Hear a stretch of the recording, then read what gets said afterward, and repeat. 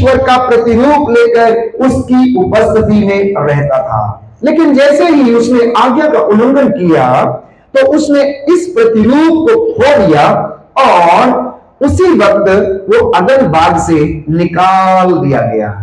क्योंकि प्रकाशना ग्रंथ अध्याय 21 बाइबल हमें बताती है कोई भी अपवित्र वस्तु स्वर्ग में प्रवेश नहीं कर सकती।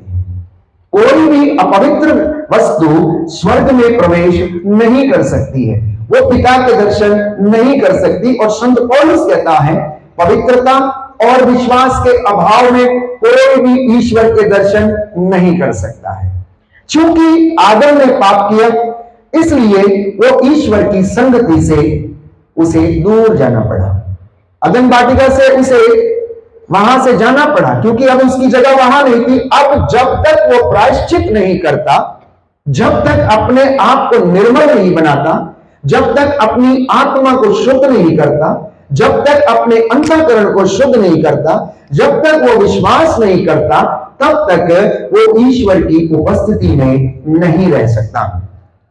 अगले वचन में हम पढ़ेंगे, बाइबल हमें बताती है प्यारे भाइयों और बहनों, रोमियो का पत्र अध्याय 5 पद संख्या 12, एक ही मनुष्य के द्वारा पाप संसार में आया और पाप के द्वारा मृत्यु, और इस प्रकार मृत्यु सब मनुष्यों में फैल गई। दाहिना हाथ उठाकर वचन दोहराएंगे, हालेलुया।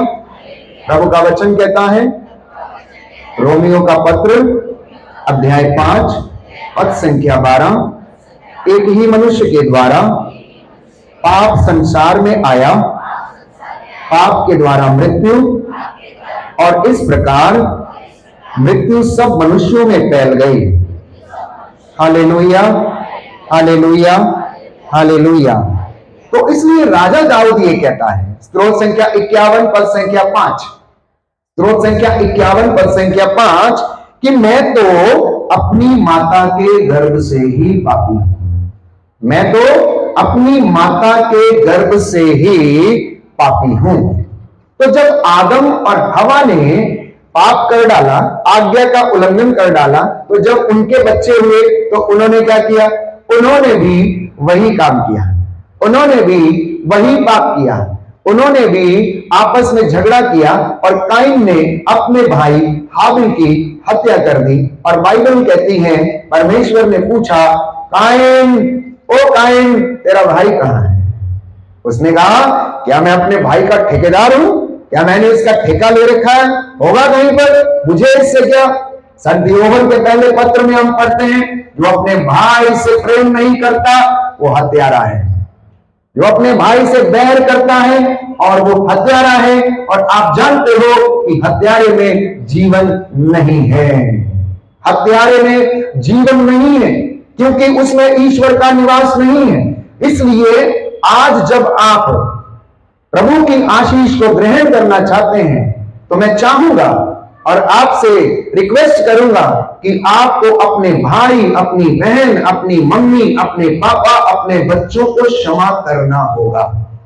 तभी आपके जीवन में वो प्रेम, वो शांति और वो दया आएगी प्यारे भाइयों और बहनों। अब आप लोग पूछेंगे कि ये पाप फादर जी आता कहां से है, कैसे इस दुनिया में आया?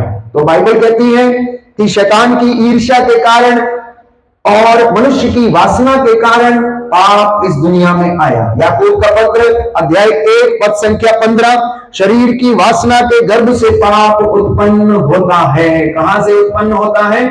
शरीर की वासना के गर्भ से पाप उत्पन्न होता है और मृत्यु को जन्म देता है, मृत्यु को जन्म देता है। और पाप का वेतन बाइबल कहती है क्या है? मृत्यु है। कैसी मृत्यु? ना केवल शारीरिक मृत्यु, अपने अंतःकरण की मृत्यु, हमारे आध्यात्मिक जीवन की मृत्यु, हमारे आध्यात्मिक जीवन का सर्वनाश प्यारे भाइयों और बहनों ये पाप कर डालता है। सुंदर उदाहरण बाइबल हमें बताती है, लूकास के सुसमाचार में हम पढ़ते हैं अध्याय 15 में कि जब तक उड़ाऊ पुत्र पाप में था वो अंधकार में जीवन जी रहा था, वो होश में नहीं था। ऐसे ही बहुत सारे लोग जो गलत रिश्तों में रहते हैं, नवयुवक और युवतियां अनेक प्रकार की बुराइयों में फंसे रहते हैं, उनके जीवन में ये आध्यात्मिक अंधकार छा जाता है। कई लोगों को ये वचन सुनने पसंद नहीं है, लेकिन यदि आप चाहते हैं कि आपका जीवन बदले, यदि आप चाहते हैं कि आप शुद्ध हो जाएं और आपके घर में आशीष आए, चिन्ह चमत्कार आपके जीवन में हो, प्रभु आपको अपनी महिमा के लिए इस्तेमाल करे, तो प्रियजनों, हमें अपने पापों को स्वीकार करने की आवश्यकता है। जब हम लीडरशिप ट्रेनिंग प्रोग्राम में एज ए स्टूडेंट पढ़ाई किया करते थे, तो वहां पर एक फॉर्मूला सिखाया जाता था जिसे कहते हैं स्वोट, स्वोट एनालिसिस, SWOT, SWOT। मतलब आपको अपने अंदर अपनी स्ट्रेंथ को पहचानने की आवश्यकता है, इसी के साथ साथ आपको अपने अंदर अपनी वीकनेसेस को पहचानने की आवश्यकता है।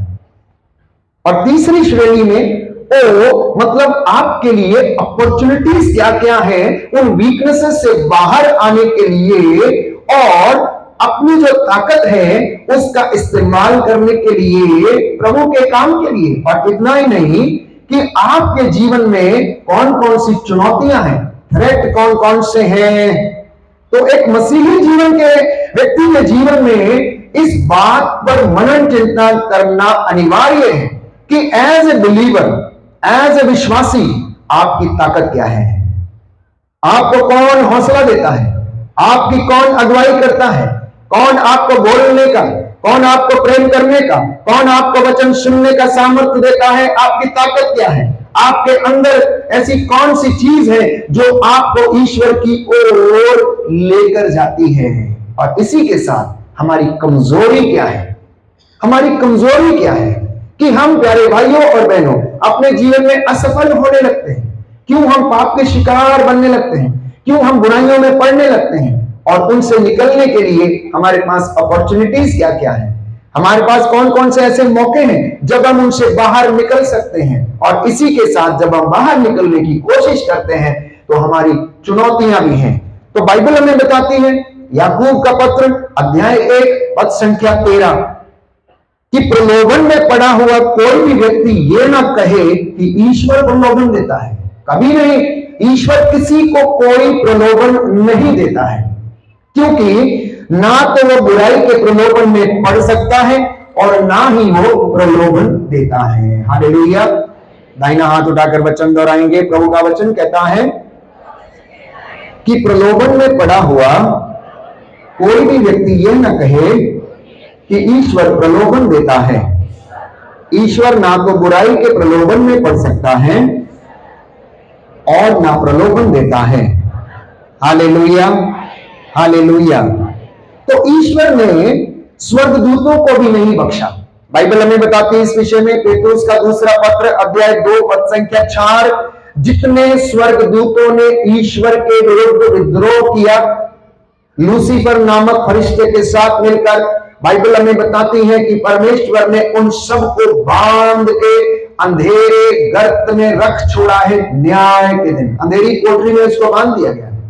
तो इसलिए मैं और आप ईश्वर के सामने क्या चीज है? यदि वो हमारे पापों को अनदेखा ना करे तो हम में से कोई उसके सामने टिक नहीं सकता, हम में से कोई उसके सामने आ नहीं सकता, क्योंकि बाइबल हमें बताती है प्यारे भाइयों और बहनों, जो धर्माचरण करता है वो ईश्वर की तरह और ईसा की तरह निर्दोष है। योहन का पहला पत्र अध्याय 3 पद संख्या 5 से 10 में हम पढ़ते हैं, जो धर्माचरण करता है वह उन्हीं की तरह निर्दोष है, लेकिन जो पाप करता है वो शैतान की संतान है, क्योंकि शैतान आरंभ से पाप करता आया है। और मैंने आपसे बताया कि सबसे पहला पाप जो है वो स्वर्ग में किया गया, जब लूसीफर ने परमेश्वर की हुजूरी में उसके सिंहासन के सामने उसका विरोध किया और अपने प्यादों से उसने कहा कि आज से हम ईश्वर की आराधना नहीं परंतु तुम मेरी आराधना करोगे। और प्यारे भाइयों और बहनों, वहां पर युद्ध छिड़ गया और परमेश्वर ने, बाइबल कहती है कि उन स्वर्गदूतों में से 1/3 स्वर्गदूतों को लूसीफर के साथ क्या कर दिया? जमीन के ऊपर पटक दिया, जमीन के ऊपर पटक दिया। और जमीन के ऊपर जब पटक दिया तो अब वो कहता है ये लोग मेरे हैं, ये राज्य मेरा है। देखो यहां से जितना तुम देख रहे हो, यदि तुम मेरी आराधना करोगे तो सब कुछ मैं तुम्हें दे दूंगा। उसका काम है केवल दिखाना, वो दिखाता है, और जब आप नजदीक आते हैं तो दूर ले जाता, कभी देता नहीं है, क्योंकि वो स्वार्थी है। वो दिखाएगा आपको।